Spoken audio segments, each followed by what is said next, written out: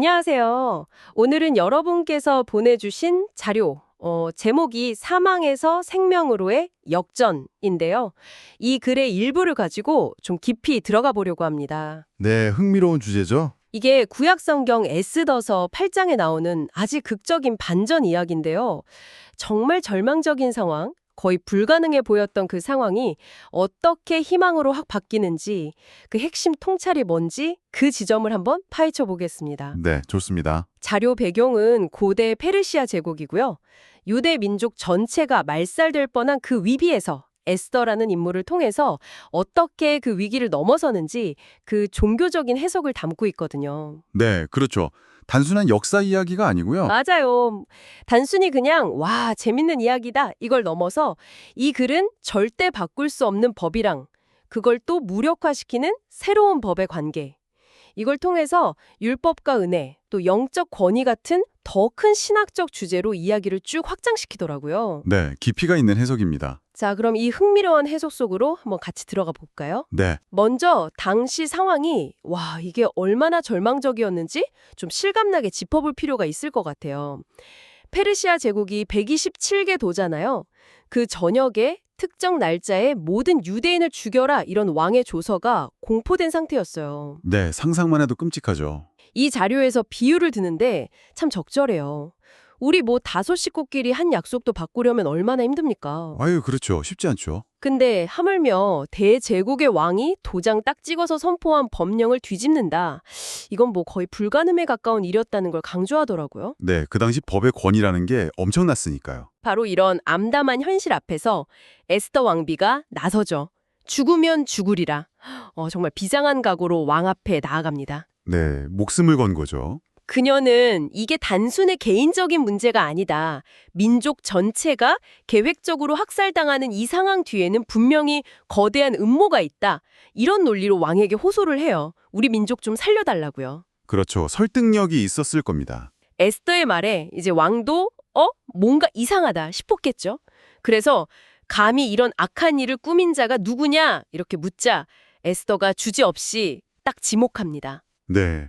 우리의 대적이자 원수, 그는 바로 이 악한 하만입니다. 와, 그 순간 정말 긴장감이 넘쳤겠네요. 여기서 하만이 몰락하는 과정이 참 드라마틱해요. 네, 어떻게 되나요? 에스더가 고발하니까 왕이 엄청 화가 나서 잠시 분을 시키러 정원으로 나가거든요. 네. 근데 딱 돌아와 보니까 하필이면 하만이 목숨 구걸한다고 에스더가 기대에 앉은 그 의자 발치에 막 엎드려 있는 거예요.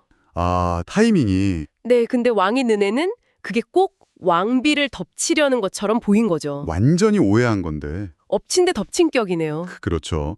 왕이 그냥 격분해서 그 자리에서 하만 처형을 명하고 결국 하만은 자기가 모르드게 매달려고 자기 집 마당에 높이 세워둔 그 장대에 자기가 매달리게 됩니다. 와, 진짜. 자료에서도 이걸 딱 짚어서 자기 무덤 자기가 팠다. 악인이 자기 꾀에 넘어갔다. 이렇게 표현하면서 이 모든 과정 속에 하나님은 역전의 명수시다. 이 주제를 강하게 드러내죠. 네, 정말 역전의 하나님이시네요. 근데 또 흥미로운 건 이 자료가 막 악인의 심판을 통쾌하게 즐기라기보다는 우리는 그냥 묵묵히 우리 길 가고 심판은 하나님께 맡겨야 한다. 뭐 이런 점도 언급하고 있어요. 아, 그럼 균형 감각도 있군요. 정말 숨막히는 반전이긴 한데 말씀하신 대로 하만이라는 원수는 제거됐지만 진짜 핵심 문제는 그대로 있었던 거잖아요. 네, 맞습니다. 바로 그 법령이죠. 12월 13일에 유대인을 다 죽이려는 이미 왕의 도장에 찍혀서 공포된 그 법령 자체요. 자료에 따르면 페르시아 법은 한번 공포되면 왕이라도 절대 철회할 수가 없다면서요? 네, 아주 강력한 법적 구속력이 있었다고 하죠. 그야말로 법의 발목이 잡힌 상황인 거예요. 아, 그럼 어떡해요? 진짜 답이 없는 거 아닌가요? 네, 그야말로 진퇴양난이죠. 그런데 여기서 왕이 아주 뜻밖의, 어떻게 보면 좀 기발한 해결책을 제시합니다. 오, 뭔가요? 이 자료가 에스더 8장 8절을 인용하면서 설명하는데요. 왕이 그러는 거예요. 기존 법을 폐지할 순 없다. 하지만 내 이름과 내 인장 반지로 새로운 조서를 만들어서 내려보내라. 그러면 그 새 법이 옛법의 효력을 실질적으로 무력화시킬 수 있을 거다. 이런 아이디어를 내는 거죠. 아, 옛법을 없애는 게 아니라 그걸 덮어버리는 새 법을 만들라. 그렇죠. 예법을 건드리지 않고 그걸 압도하는 더 강력한 세법을 만들라는 거예요. 자료는 이 대목을 또 해석하면서 하나님이 쓰시려면 평범한 사람도 놀라운 지혜를 발휘하게 하신다. 뭐 이렇게 하나님의 개입으로 설명하고 있습니다. 와, 그래서 왕의 전적인 신임을 얻은 모르드게가 새로운 법령을 작성하게 되는군요. 네. 그 내용은 정말 파격적이더라고요. 들어보니까. 네, 그렇죠. 어떤 내용이었죠? 똑같은 날짜 12월 13일에 유대인들이 스스로를 보호하기 위해서 무기를 들고 조직적으로 방어할 수 있다. 그리고 만약에 누가 자기들을 해치려고 하면 오히려 그들을 죽이고 재산까지 취할 수 있다. 이런 권한을 부여한 거예요. 네. 엄청난 반격의 권한을 준 거죠. 이전 법령이 유대인을 향한 칼이었다면 이 새 법령은 유대인한테 방패랑 역공의 칼까지 쥐어준 셈이잖아요. 맞습니다. 이 강력한 새 법 때문에 이제 아무도 감히 유대인을 공격할 엄두를 못 내게 된 거죠. 옛 법을 폐기하지 않고도 상황을 180도 뒤집어 버린 정말 기발한 해법이었어요. 네, 맞아요. 자, 바로 이 지점에서 이 자료가 핵심적인 신학적 유비, 그러니까 비교를 제시합니다. 아, 그 율법과 은혜 이야기 말이죠? 네, 맞습니다. 페르시아의 옛법, 그 유대인 말살령을 구약의 율법에 비유하고요. 새롭게 만들어진 유대인 보호법을 신약의 은혜의 법 또는 생명의 성령의 법에 비유하는 거예요.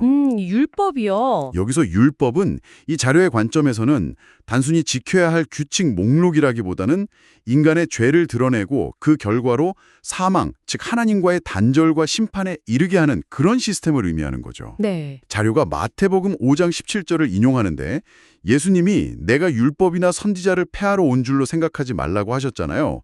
율법을 없앤 게 아니라 오히려 완성하셨다. 이렇게 설명하면서요. 아, 그러니까 율법 자체는 유효하지만 그렇죠. 율법의 기준 자체는 여전히 유효하지만 그리스도를 믿는 사람들은 더 이상 그 율법의 정죄 아래 묶여있지 않다. 이런 해석을 제시하는 겁니다. 아, 그렇군요. 그러니까 자료 설명대로라면 율법이라는 기준 아래서는 죄의 대가는 사망, 그 모든 사람이 죄를 범했다. 이 선언 때문에 인간에게는 본질적으로 소망이 없다. 이 말이네요. 네, 그렇죠. 마치 옛 페르시아 법령 아래 놓인 유대인들이 죽음의 날짜만 기다릴 수밖에 없었던 것처럼 율법만으로는 절망적이라는 거예요. 정말 절망적이네요. 맞습니다. 그런데 바로 그 절망적인 상황에 새 법, 즉 이 자료가 말하는 은혜와 생명의 법이 등장하면서 모든 것이 달라졌다. 이렇게 강조합니다. 네. 로마서 8장 1절 2절을 핵심 근거로 제시하는데요. 그러므로 이제 그리스도 예수 안에 있는 자에게는 결코 정죄함이 없나니 이는 그리스도 예수 안에 있는 생명의 성령의 법이 죄와 사망의 법에서 너를 해방하였음이라. 이 말씀이죠. 아, 유명한 구절이죠. 네.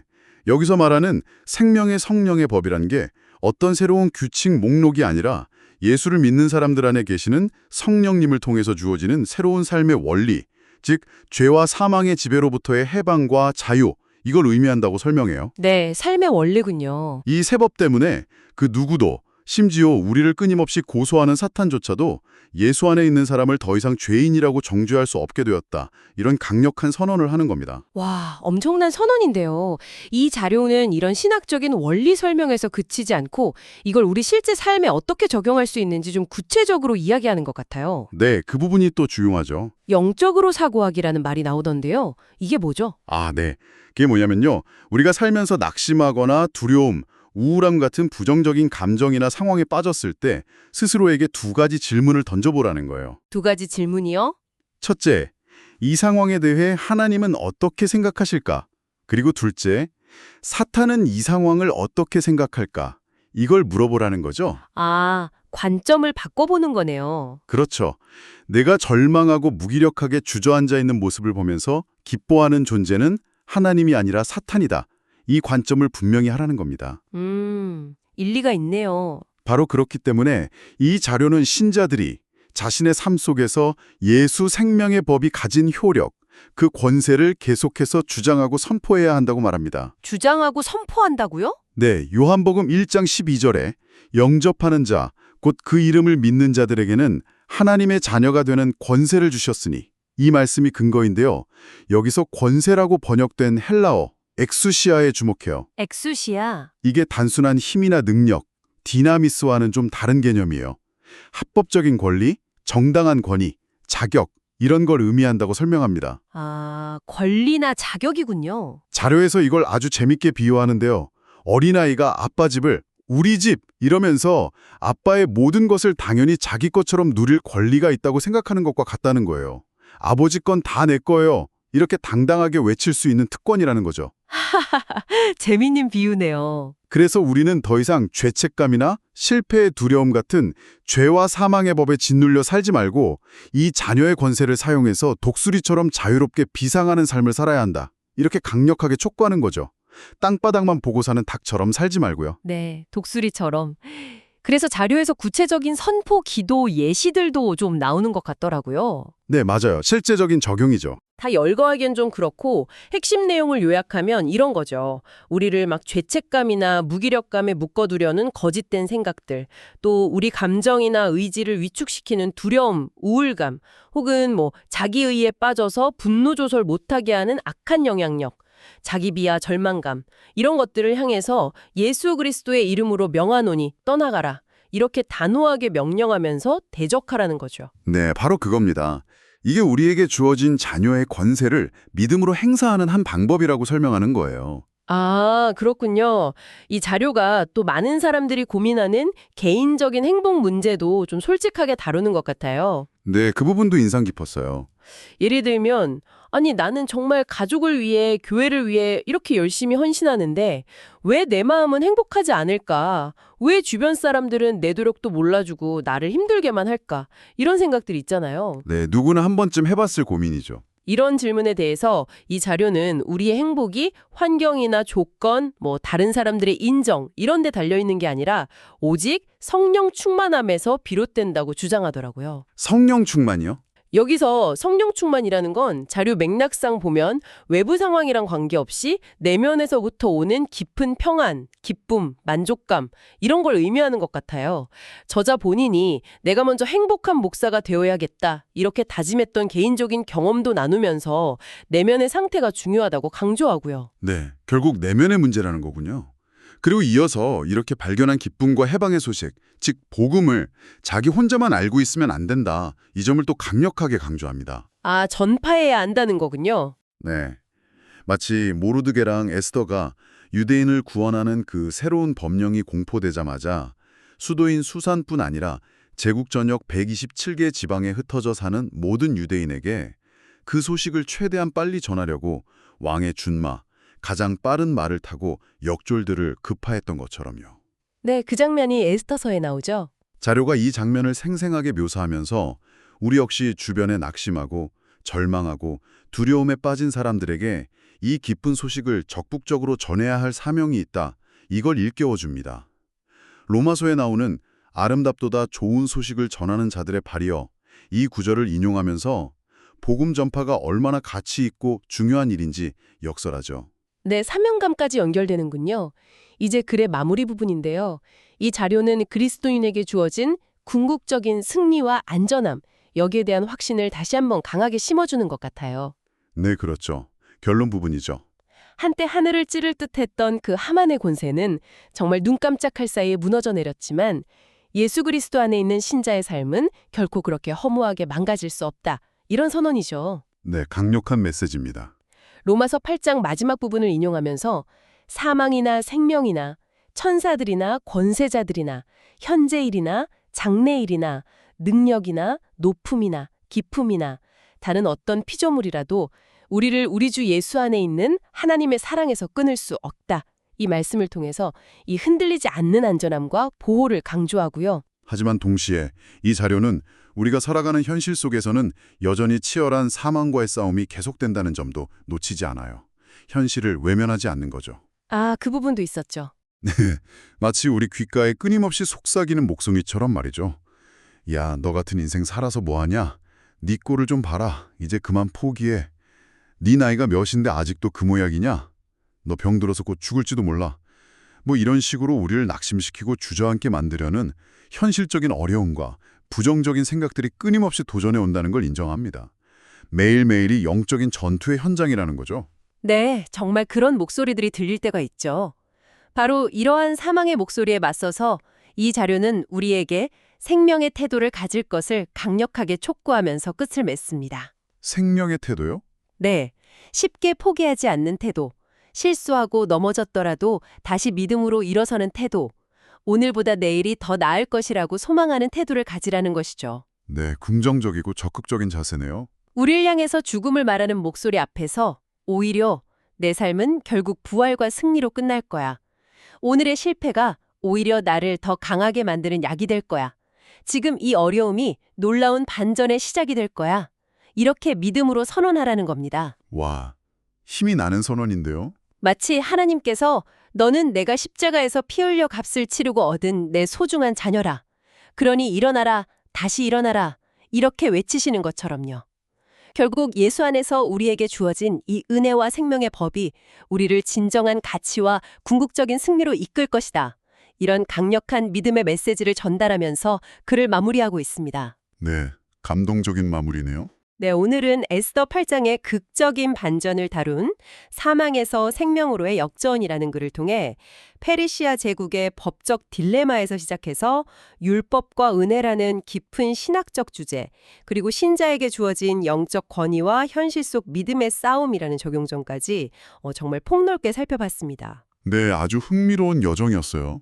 폐지될 수 없는 옛 법이 더 강력한 새 법으로 무력화되는 그 과정을 통해서 우리 삶의 여러 문제에 적용해 볼 수 있는 재미있는 영적 원리들을 발견하는 시간이었던 것 같습니다. 네, 오늘 살펴본 자료는 정말 강력한 메시지를 던져주는 것 같아요.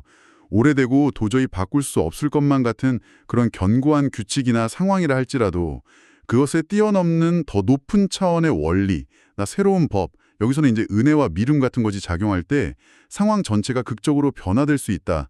이런 가능성을 보여줬죠. 네, 그렇죠. 자, 이제 여러분의 삶을 한번 돌아보시면 어떨까요? 혹시 여러분의 삶에도 이것만큼은 절대 변하지 않을 거야 라고 느껴지는 그런 견고한 벽이나 도저히 해결될 것 같지 않은 어려운 문제가 있으신가요? 있을 수 있죠. 오늘 나눈 이야기처럼 혹시 관점을 조금 바꾸거나 그 상황에 더 높은 차원의 원리, 예를 들면 뭐 용서나 사랑, 아니면 굳건한 믿음 같은 그런 가치를 한번 적용해 봄으로써 그 문제를 완전히 새로운 시각으로 바라보거나 예상치 못한 돌파구를 찾아낼 수 있는 지점은 없을지 한번 깊이 생각해 보시면 좋겠습니다.